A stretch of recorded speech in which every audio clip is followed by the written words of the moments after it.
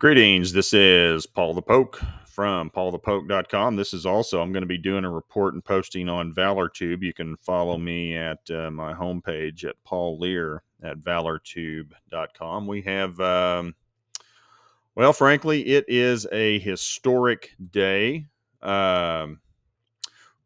Ukraine and Russia.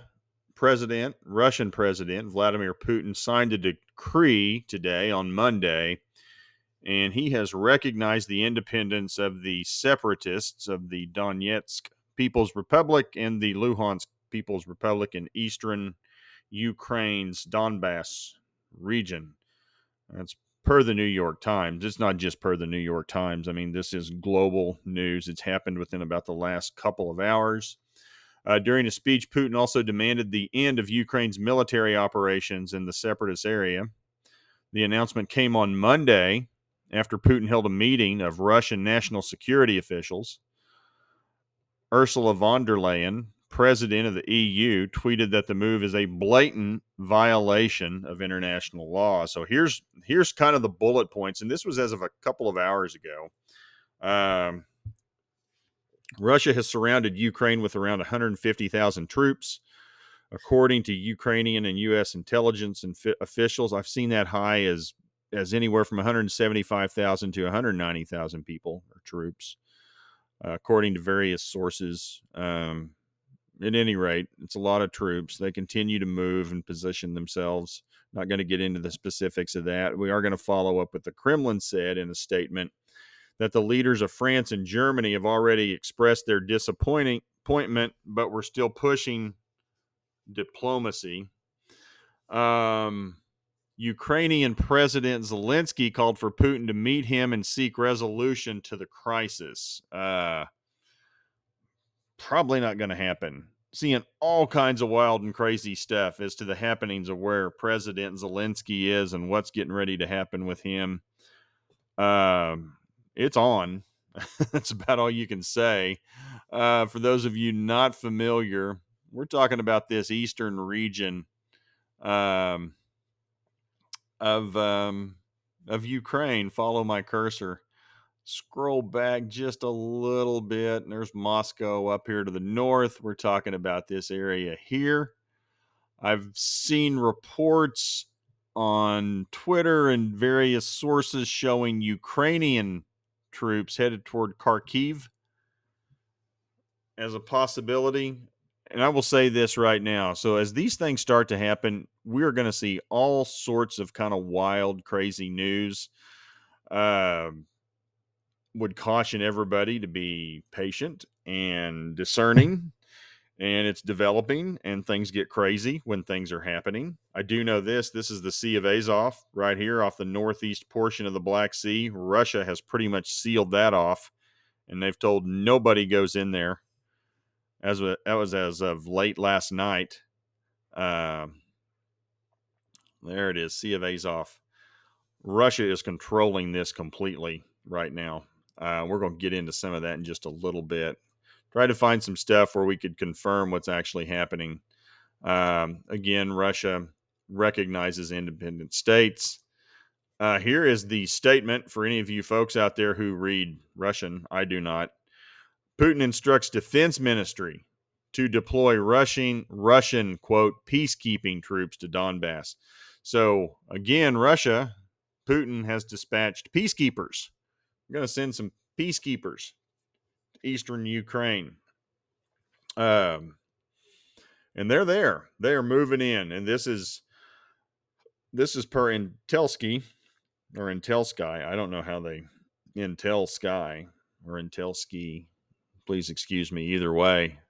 But they have confirmed Russian military columns already entering the eastern region of Ukraine. So there are multiple people with multiple videos showing movement of Russian troops. They're moving into Ukraine. So the movement of Russian troops into Ukraine has begun. Some would say this is an invasion. It is happening. And then we also have, this is from H.I. Sutton at covert shores update: massive Russian Navy armada moves into place off Ukraine. Warships active west of Crimea near Odessa. Odessa, we'll get this map back up. Pull out. Here is Odessa. We're talking in the northwest region of the Black Sea, and this is a very critical port economically for Ukraine.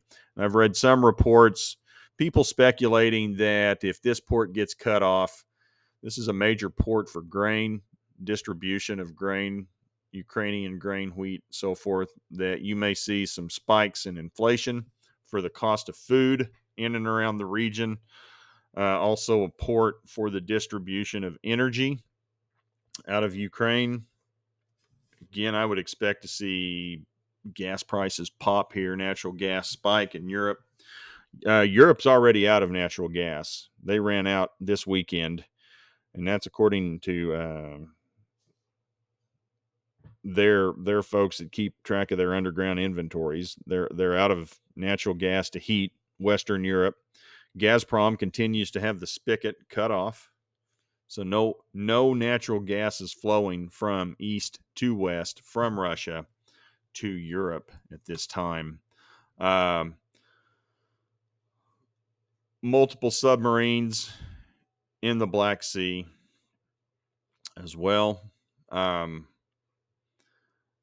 Other vessels appear pre-staged. Mediterranean feels like outer defense, and that would also get into the ports in Syria. And Russian assets are here in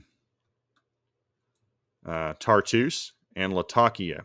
And incidentally, when Putin signed the recognition of these two independent states now becoming countries, Syria joined, and they also support Luhansk and Donetsk becoming people's republics. So Russia has the support of Syria and President Bashar al-Assad as well. I suspect we're going to be seeing, I will not be surprised if Iran joins their support. Turkey, I don't know so much about, but I think we just need to look at Ezekiel's gang, or as Checkmate calls it, the coalition of the willing with Russia. So that'd be Turkey, Iran, Libya. They've got some election issues, but don't worry, Putin's thrown his hat in the ring, and he is supporting one of Gaddafi's children to become the next president of Libya, and that's important because Libya is the largest oil and gas exporter in Africa. It's real clear what he's trying to do. He wants to control the oil and gas flow.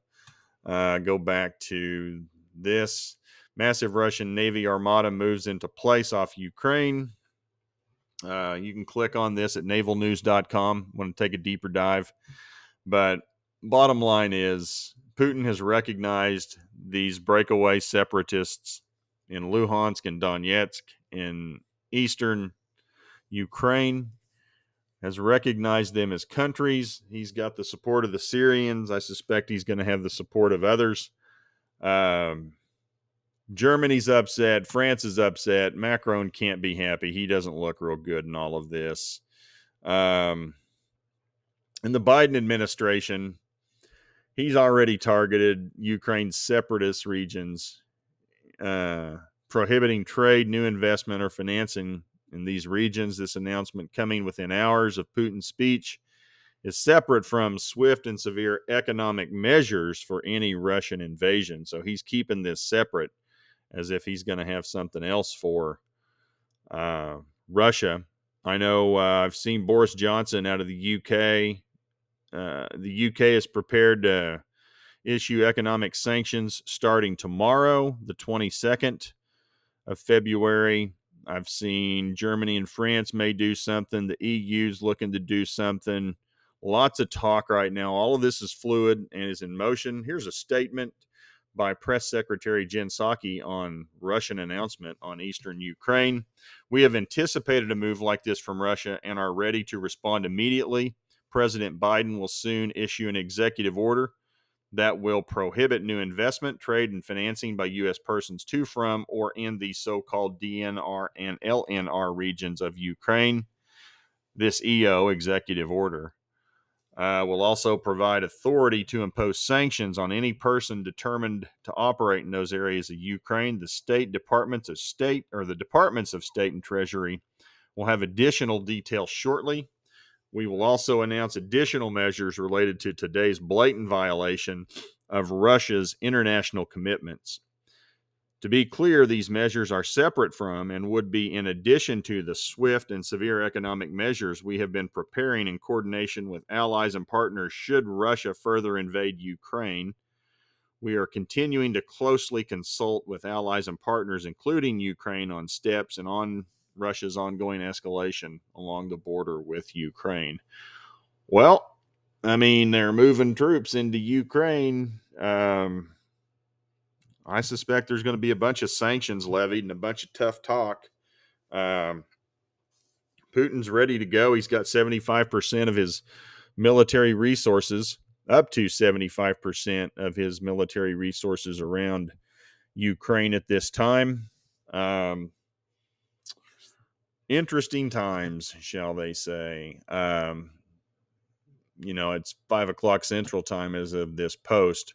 I suspect there will be more this evening and more tomorrow. So stay here with myself at paulthepoke.com. Also, you can follow me along at Paul Lear at valortube.com, my group page, homepage. Also, couldn't recommend enough going to Checkmate at valortube.com. That's CZEKMATE. We put up something last night in response to what Iran's doing, and they're still moving. They're moving troops into Syria as well, into South Central Syria. I was reading some things just a few minutes before I started this.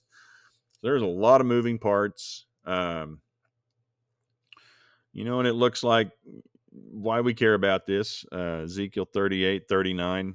Russia, along with Iran, Turkey, Libya,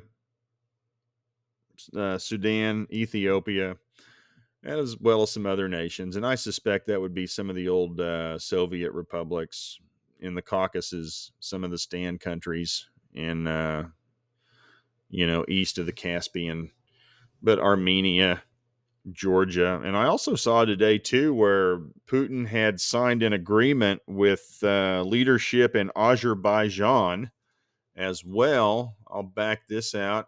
Those of you not familiar. So Putin has some sort of energy agreement with Azerbaijan. So here's Georgia in the Caucasus area between the Black Sea and the Caspian Sea. So you got Georgia, Azerbaijan, Armenia, and then the stand countries. Kazakhstan, old Soviet republics, Kyrgyzstan, Uzbekistan, Turkmenistan, Tajikistan. We know Belarus is going to be supportive. I've also been reading reports, troop activity and movement by Russian forces in Moldova, on the Moldovan-Ukrainian border as well. Lots of moving parts, much to watch. Appreciate you guys following along. Keep you posted. Thanks a lot. Take care.